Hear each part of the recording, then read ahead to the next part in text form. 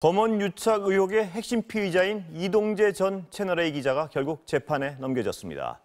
그리고 또 다른 핵심 피의자죠. 한동훈 검사장에 대해서는 검찰은 수사를 계속해 공모 여부를 규명하겠다고 강조했습니다. 인권사법팀 강현석 기자와 김성훈 변호사 나와 있습니다. 어서 오세요. 안녕하세요. 예, 안녕하십니까. 자, 강 기자부터 여쭤보겠습니다. 기소 내용부터 정리해 볼까요? 어제? 예, 그렇습니다. 오늘이 지난달 17일 구속된 이동재 전 기자의 구속 기한이 만료된 날입니다. 검찰은 오늘 오전에요. 이동재 전 채널A 기자와 백모 후배 기자를 강요 미수 혐의로 재판에 넘겼습니다. 검찰이 밝힌 공소사실 요지를 보면요. 이들이 공모에서 지난 2월과 3월쯤에 중형을 선고받고 있고 현재 남부구치소에 수감 중인 이철 전 밸류 인베스트 코리아 대표죠. 이 전 대표한테 편지와 만남 그리고 수차례 연락을 통해서 유시민 이사장에 대한 비위를 털어놓지 않으면 본인은 물론 가족까지 검찰 수사를 받게 된다라고 협박한 내용이 핵심적인 내용입니다. 예. 자, 김 변호사님. 이동재 전 기자 측도 방어 논리가 있겠죠? 강요 미수 혐의에 대한 방어 논리가 뭡니까? 네, 소위 말하는 강요죄라는 것은 어떤 해악을 고지해서 사람에게 권리 행사를 방해를 하거나 의무 없는 일을 하도록 하는 것을 말합니다. 이동재 기자 측에서 지금 이야기하는 것은 자신이 이야기한 것들을 해악의 고지로 볼 수 없다는 것이고요. 근데 지금 아까 녹취록에 나와 있는 내용들 이런 것들이랑 기존의 대법원 판례를 봤을 때 제가 봤을 때는 이 내용이라면 해악의 고지로 볼 수 있다고 봅니다. 대법원에서는 해악의 고지에 대해서 어떠한 공포심을 일으키는 것으로서 객관적으로 공포심을 일으킬 만한 것이면 됐고 구체적이고 현실적으로 공포심을 일으킬 결과까지 있지는 않아도 된다라고 보고 있기 때문에 이미 저 이야기에 대해서 이 기자 측에서는 이거는 모두 다 이철 씨까지도 같이 이 상황을 다 알고서 기획한 것이기 때문에 이런 이야기들이 소위 말해서 공포심을 유발하지 않았을 것이라는 방어 논리를 하고 있지만 현실적으로 지금 법리에 따르더라도 현실적인 공포심이 유발되는지 여부와 떠나가지고 관련된 부분에 대해서는 해악의 고지가 인정되기 때문에 이 기자 쪽에서 얘기하는 방어 논리가 일부 인정이 된다 할지라도 이 자체가 강요 미수의 법리에서 완전히 벗어나지는 어려울 것으로 보입니다. 법리적으로는 잘 모르겠지만 제가 그 화면 보면서 저도 느낀 건데 그렇게 되면 다 죽는다 등의 어떤 말이 공포심을 느끼지 않게 한다는 논리는 잘 선뜻은 이해가 안 가는데요, 상식적으로. 네, 맞습니다. 그리고 해악의 고지와 관련해서는 꼭 그 내용이 불법적인 것을 요하지 않는다라고 보고 있습니다. 가령 어떤 사람이 죄를 범한 거에 대해서 이 사람을 고소한다, 고발한다라고 하는 것 또한 해악의 고지로 보고 있거든요. 그 자체는 정당하다고 보더라도요. 그렇기 때문에 지금 관련된 법리 논리에 대해서 포괄적으로만 이야기를 하고 있는데 구체적으로 그러면 이 기자 측에서는 이제 공판 과정에서 어떤 부분을 이야기할 것인지 그것이 저도 궁금합니다. 자, 그 다음에는 그 후배 기자, 백모 기자도 같이 기소를 했습니다. 여기에 대한 방어 논리는 또 뭐죠? 기본적으로는 아마 이제 공모 관계가 없었다거나 이러한 구체적인 편지를 보낸 내용들에 대해 가지고 이 후배인 백 기자는 알지를 못했다라는 이야기일 텐데요. 근데 지금 여러 가지로 내용을 보면은 수개월 동안 이 두 기자가 함께 한 팀으로서 이 모든 것들을 같이 한 것으로 보이고요. 그리고 그 녹취록에도 해당되는 기자도 같이 등장을 하고 있는 것으로 보이고 핵심적인 내용은 강요 미수 자체도 있고 두 번째로는 이 내용과의 전반적인 내용들에 대해서 이런 협박 편지를 보내는 거에 대해서 후배 기자도 알고 인지하고 같이 동무하고 동참했느냐 이 부분이 아마 쟁점이 될 것으로 보입니다. 인지하고 같이 동참했느냐 이 부분이 중요하다는 말씀이시죠? 자, 강 기자. 우리가 보다 관심 있는 건 한동훈 검사장일 수도 있는데 왜냐하면 공모 여부의 어떤 핵심 피의자였기 때문에요. 그렇죠. 이번 검찰에서는 한동훈 검사장에 대해서는 공모를 적시하지 않았어요, 혐의를. 예, 그렇습니다. 오늘 그러니까 검찰이 그 이동재 전 기자와 백모 후배 기자에 대해서 재판에 넘기면서 그 공소장을 작성했는데 그 공소장에 한동훈 검사장을 공범으로 적시하지 않았다라고 밝혔습니다. 근데 이게 무슨 뜻이냐면 공범이 아니기 때문에 공소장에 적시한 게 아니고요. 공모 여부에 대해서 앞으로 좀 더 그 수사를 계속 해보겠다 이런 의지를 좀 밝혔습니다. 검찰이 뭐라고 했냐면 그동안 한동훈 검사장이 수사에 상당히 비협조로 일관하고 있다 이렇게 좀 강조하고 있었거든요. 지난달 21일이었죠. 한동훈 검사장이 검찰에 처음으로 피의자로 소환이 됐었는데요. 그때 한 9시간 정도 그 검찰 조사를 받으면서 마지막에 조서 열람을 거부했습니다. 그래가지고 조사가 제대로 끝마쳐지지 않았고요. 또 하나 그 핵심적인 그 증거죠. 한동훈 검사장의 휴대전화. 이거 비번에 대해서 아직도 얘기를 안 하고 있는 거죠? 계속 함구하고 있어가지고 검찰은 이거에 대해서 포렌식 조사 지금 들어가지 못하고 있다라고 이렇게 밝히고 있습니다. 그래가지고 한동훈 검사장을 계속 수사해서 공모 여부에 대해서 규명하겠다 이렇게 지금 밝히고 있습니다. 그러니까 공모 혐의가 없어서 적시하지 않은 것이 아니고 앞으로 수사를 할 걸 못했기 때문에 아직 적시를 안 했다 이걸로 그렇죠. 정리되는 거죠? 예.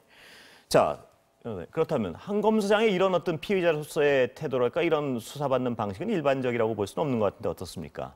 네, 그렇습니다. 특히 소환 조사 관련해 가지고 소환을 계속 거부하는 경우에는 이제 증거인멸 및 도주의 우려가 있다라고 봐가지고 영장이 청구되는 사례들이 많이 있기 때문에 보통 소환 조사 관련해 가지고는 이렇게 적극적으로 소환에 응하지 않는 경우는 매우 드물고요. 그렇기 때문에 이제 그 부분에 있어서는 좀 이례적이라고 할 수가 있고요.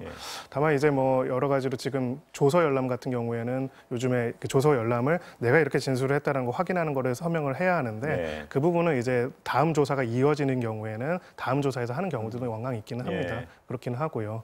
그래서 이제 지금 근본적으로는 한동훈 검사장 쪽에서 이 사건의 수사 자체에 대해서 부당하다라고 하면서 수사 자체에 굉장히 비협조적으로 방어적으로 나오고 있는 건 사실입니다. 기자 얘기했듯이 비밀번호를 가르쳐주지 않는 거고 또 뭐 대표적인 사례 중에 하나겠죠. 네, 그렇습니다. 근데 뭐 대부분의 피의자들이 근데 휴대폰이 압수됐을 때 비밀번호 가르쳐주지는 않습니다. 그렇겠죠. 자, 그러면 강 기자. 한동훈 검사장과 채널A 전 기자가 공모한 정황이 의심할 만한 게 많이 있죠. 그걸 좀 정리해 볼까요? 저희가 이제 어제도 좀 보도해 드렸었는데요. 채널A 기자가 그 MBC의 취재 사실을 처음 알게 된 게 지난 3월 22일 밤이었습니다. 그때 이제 이전 기자가 자정을 넘긴 시간에 회사에서 뭘 작성하냐면요. 5시간 동안 그 반박 아이디어라는 문건을 작성을 했습니다. 이게 뭐냐면 이날 날에 그 이철 씨 측한테 한동훈 검사장의 목소리를 들려줬었거든요.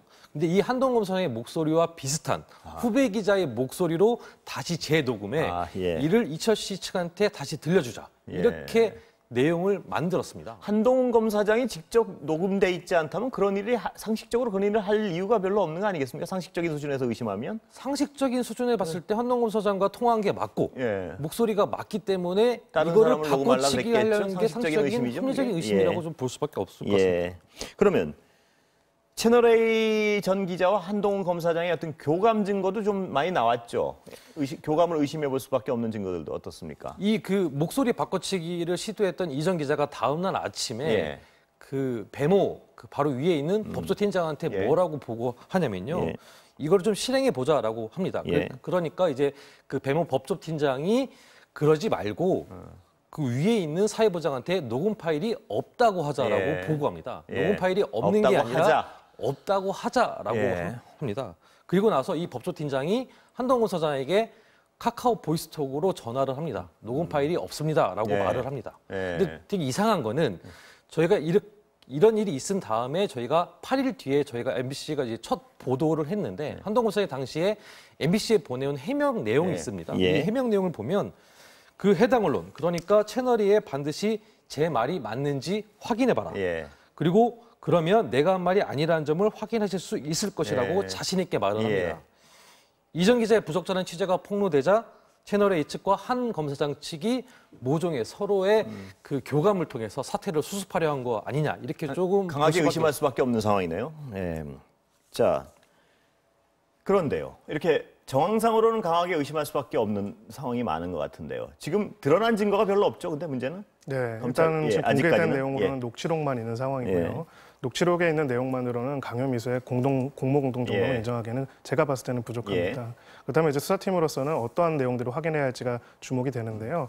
개인적인 생각에는 이제 수사팀으로서는 이동재 기자와 그다음에 한 검사장 사이에 어떤 의사 연락이 있었는지를 지금까지 중요하게 봤다면은 그렇다면 이동재 기자가 이런 이야기를 할 때 계속 이야기했던 언급했던 것들이 한 검사장이 수사팀에게 뭐 이렇게 이야기를 해서 수사팀한테 이렇게 이야기를 해서 남부지검 해당 수사팀에 대해서 어떠한 의사 연락이나 정보 공유나 그런 것들을 하고 있다는 언급을 한 부분들이 있습니다. 실제로 그런 부분들이 이루어졌는지에 대한 그 방향에 대한 수사도 제대로 이루어질 필요가 있고요. 지금 이미 막혀 있는 부분들 이외에도 전반적인 증거들을 수집을 해서 결국 수사팀으로서는 이제 의혹을 구체적인 증거로서 확인해서 수사의 증거물로 제출해야 하는 또 의무가 있기 때문에 그런 것들을 해야 하는 그런 수순이 아닌가라고 생각합니다. 강 기자, 그 검찰이 유심칩 압수했잖아요. 그 몸싸움 벌여요. 그거는 뭐 나온 게 없습니까, 아직까지? 그거에 대해서 여러 차례 이제 검찰 관계자한테 물어봤습니다. 근데 그거에 대해서 일단은 함구하고 있고요. 내용에 대해서 구체적으로 확인해주지 않고 있는데 일단은 성과가 있는지 여부에 대해서는 좀 더 좀 지켜봐야 될 것 같은데 이게 중요한 게 한동훈 검사장의 여러 가지 이제 공모 증거에 대한 의혹을 풀 핵심적인 증거가 바로 이 그 휴대전화입니다. 예. 휴대전화고 특히 이제 유심 칩을 통해 가지고 이 카카오톡 통화에 대한 기록이나 내용 같은 것이 좀 확인이 된다라고 하면 이 공모 여부에 대한 판단의 중요한 단계로 좀 접어들 수 있는 가능성이 좀 있어 보입니다. 예. 근데 제가 그 가장 궁금한 거는요. 한 검사장 측은 이름 도용당했다는 거 아닙니까, 지금? 네.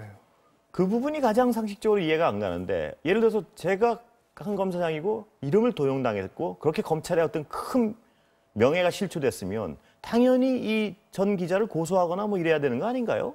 그 부분이 굉장히 이상하죠. 예. 그러니까 저희도 만약에 그렇다면 허위 사실 적시로 인한 명예훼손으로 예. 고소를 할 만한 사안이고요. 예. 특히나 이제 그거로 인해 가지고 본인 입장에 따르면 지금까지 이렇게 수사를 당했고 얼마 전에는 이제 유심칩 관련해 가지고 주장하는 바에 따른 폭행까지 당하는 이 모든 예. 결과가 결국은 이동재 기자의 발언에 따르면 100% 자신이 만들어낸 창작물이다라는 예. 것이지 않습니까? 그 창작물 때문에 이런 고초를 겪고 있다면은 그 창작한 사람에 대해서 당연히 형사고소와 손해배상 청구를 하는 것이 맞을 겁니다. 왜 한동훈 검사장이 그 주장이 맞다면 채널 A 전 기자에 대해서만 그렇도록 관대할까? 이거는 아직 설명이 뚜렷하게 되는 부분이 없는 것 같습니다. 네, 저도 이제 그 부분에 대해서는 예. 왜 그런지는 이해는 할 수 없지만 자신의 주장에 따르면 한편으로는 당했다 그러니까요. 또 예. 이제 이 사건과 관련해서는 지금 수사심의위원회에서 본인에 대한 수사가 중단 권고가 나온 예. 상태인데 허위사실 명예훼손으로 다시 고소를 하게 되면은 예. 이 또한 새로운 사건으로서도 수사가 진행이 되고요. 예. 허위사실 적시로 인한 명예훼손이라면 이게 허위인지 아닌지 또 확인해보는 예. 강제 수사가 필요합니다. 예. 그런 부분들에 있어가지고의 부담감을 느끼고 있는 것이 아닌가 이렇게 추측은 해볼 수가 있습니다. 시간은 거의 다 됐는데요. 그 휴대폰 들여다볼 수 있는 검찰로서는 그런 방법은 없나요? 비밀번호를 얘기 안 하면? 네, 뭐 여러 가지 프로그램을 통해서 암호 해제 프로그램을 할 수 있지만 상당한 시간이 걸리고요. 시간이 걸리죠. 네, 그래서 예. 그것만을 기다리고 있는 거는 수사의 정도는 아니고 그렇다면 그 외에 다른 증거 수집 방법들이 적정한 방법이 있는지를 찾는 게 수사팀의 도리라고 생각합니다. 예. 자, 강 기자. 간략히 시간 다 됐습니다. 향후 수사 변수가 뭘까요? 예. 일단 내일 검찰 인사가 좀 예정돼 있습니다. 예. 고위 간부 인사가 일단 예정돼 있는데 현재 수사팀은 일단은 계속 유지될 걸로 보이고요. 한동훈 검사장이 지금 계속 소환 조사에 계속 거부하고 있기 때문에 한동훈 검사장에 대해서 강제 수사가 들어갈 수 있는 가능성도 배제하기 어렵습니다. 강제 소환도 배제할 수 없다 이 말씀이시죠? 그렇죠. 예, 두 분 오늘 감사합니다.